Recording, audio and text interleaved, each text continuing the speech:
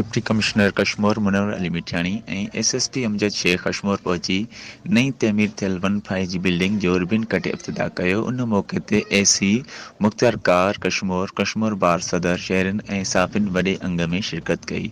उन मौक़े ते डिप्टी कमिश्नर ऐं एसपी कश्मीर खे शहरनि पारां टोपी ऐं अजरक जो तोहफ़ो पेश कयो वियो। तक़रीब में बार सदर कश्मीर ऐं शहरनि जो चवणु हो त कश्मीर पुलिस ज़िले जे अमन अमान लाइ पंहिंजो बहितरीन किरदार अदा करे पई। डिप्टी कमिश्नर कश्मीर 1-5 बिल्डिंग जी क़याम में पंहिंजो भरपूर किरदार अदा कयो आहे, जंहिं जी जेतिरी तारीफ़ कजे सा घटि आहे। डिप्टी कमिश्नर तक़रीब सां ख़िताब कंदे चयो त इंतिज़ामिया ऐं पुलिस कश्मीर अवाम जी गॾु ख़िदमत करे पई। 1-5 जो शहर जे अमन अमान में वॾो किरदार हूंदो आहे। 2012 खां काफ़ी एसएसपी तब्दील थिया आहिनि, पर एसएसपी अमजद शेख हिन बिल्डिंग जी क़याम में पंहिंजो किरदार अदा कयो आहे।